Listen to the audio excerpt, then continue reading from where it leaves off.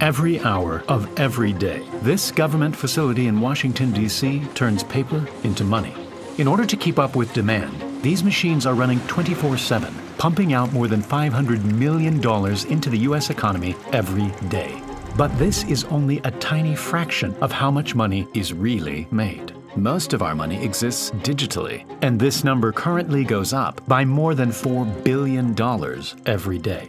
But where does all of this money come from? Before it ever reached your bank account, it changed hands countless times, passing through people, governments, and businesses, all after being simply typed into existence on a computer. We modeled the entire thing to show you how money really works, and how it drives the country, inflates prices, and ultimately puts you in debt. But in order to fully understand how we got to this point, we need to go back to a time before money. If a farmer, thousands of years ago, needed a new tool, he'd go to the local tool maker to buy one. The farmer didn't have anything to give him in return, so instead, they both just agreed that he owed him something in the future. Because the tool maker trusted the farmer, his promise of future value was an acceptable form of payment. Sure enough, 2 weeks later, the farmer came back and gave him some food from his farm. To make transactions easier, people started to pay using more commonly used items like cattle, grain, and salt. Everyone needed these things, but they were hard to come by, and that's what made them valuable. The farmer could now buy a tool and pay for it right away, using a precise amount of grain that seemed like a fair exchange. This made transactions quicker, and both parties would leave with something valuable to them. But eventually the demand for trade was too much, and paying with a random mix of bulky objects wasn't good enough. People eventually settled on using metal coins, like gold and silver, since they were small, extremely valuable, and would last forever, unlike cattle or grain. Suddenly, trade around the world opened up, and things were being bought and sold all the way from China to Europe. But traveling with so much gold became heavy and dangerous. This was when the whole idea of money started to change. In 17th century London, trusted goldsmiths started to take in people's gold coins, promising to look after them for a small fee. In return, they would give the customer a piece of paper, a promise note that allowed them to retrieve their gold at any time. The key to this piece of paper was that the customer could go to any goldsmith in any town and claim back that exact amount of gold. The paper itself had no intrinsic value, but it became as good as gold. The notes were so convenient that people started simply exchanging them to buy and sell things.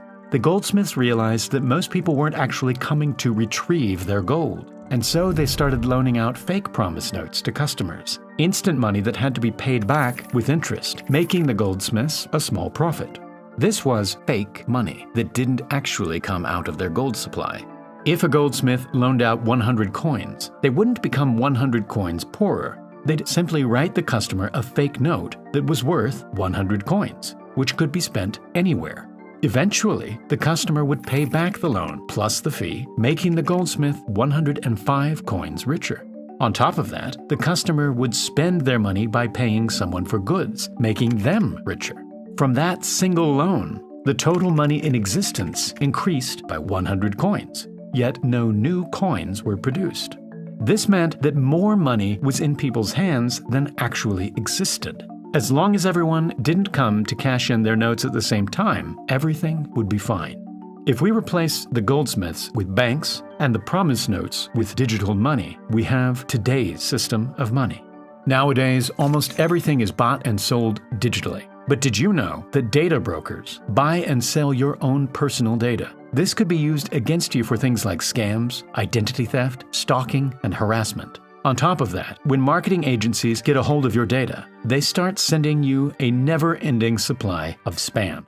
The good news is that you have the right to protect and remove your personal info. All you need to do is sign up with Delete Me, today's sponsor, and they start searching and removing your personal details from hundreds of data brokers. You'll get a breakdown of how much data has been removed and where it has been removed from. Delete Me will work continually throughout the year to keep your data away from these data brokers. They also have a family plan to protect your loved ones from the same problems. To remove your data and protect yourself, visit joindeleteme.com/space and use the code SPACE at checkout to get 20% off.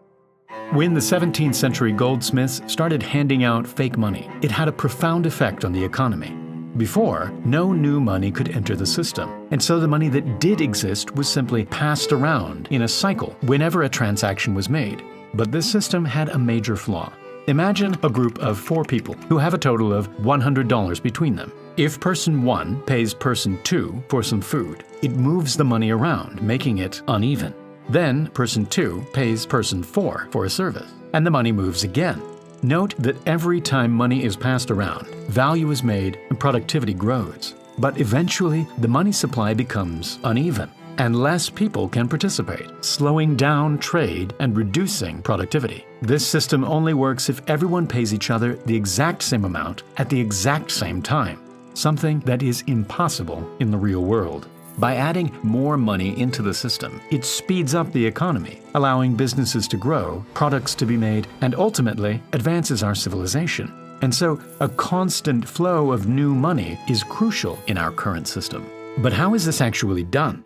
We think of banks as places that store our money and keep it safe. But that's not really what's going on. When you give a bank your money, they are in debt to you. The numbers you see in your bank account aren't real wads of cash sitting in a vault. They are simply promise notes, showing that the bank owes you money and that you can claim it back whenever you want. A loan is the exact same, but in the opposite direction. When banks lend us money, we are in debt to them, and we have to pay them back. This is where money really gets made. Just like the goldsmiths, when a bank gives out a loan, they don't get poorer. They simply type new money into your bank account. It's brand new money that didn't exist before. The only difference is that when you pay it back, the money gets canceled out, and the bank only keeps the interest. But with that loan, you paid for a new car, and that money eventually made its way to the employees of the dealership. Then they spent that money, and it continued to create hundreds of new transactions, powering businesses, creating new technologies, and providing us with food. All of this value and productivity would never have happened if new money hadn't entered the system. The problem is that productivity doesn't necessarily increase when we create new money, and that can cause inflation. If society starts producing fewer goods, but more money is added into the system, prices will go up, since there is more competition for fewer goods. Because of this, banks have to limit how much money they create. In the past, they could only lend out a portion of the actual cash they had in their backup supply. Nowadays, though, banks have almost complete freedom to create as much money as they like. If they are running low on backup money, they can simply go to the central bank and ask for more money. And that's where things get ridiculous. To create new money, the government creates a bond, which is essentially a loan that provides a steady income. Banks, corporations, and foreign countries buy these bonds from the US government, and this influx of money goes toward the government's budget. The government uses this money to pay companies and people, and it eventually makes its way back to the banks. The problem is, the US government almost always spends more money than it makes, so it is constantly in debt to those that buy bonds. In order to pay for that debt, it uses the taxpayers' money. Last year, the government spent almost $7 trillion, but your tax money wasn't enough to pay for this. And so the government had to create new bonds to receive more money, putting it further in debt, and the cycle continues. As crazy as it sounds, this system of adding more money through debt is how most of the world operates. It isn't necessarily a bad system. It's just not running anywhere near maximum efficiency. If banks created money for more productive things, like businesses, education, and infrastructure, all of this money going into the system could give us higher returns in the long run. And now, time for the Primal Space giveaway. The winner of the previous giveaway is Kristen. Congrats! In the next video, we'll be giving away this Space Shuttle Lego set to one lucky winner. All you need to do is sign up at the link below, like the video, and leave a comment saying which part of the money system shocks you the most. Thank you very much for watching, and I'll see you in the next video.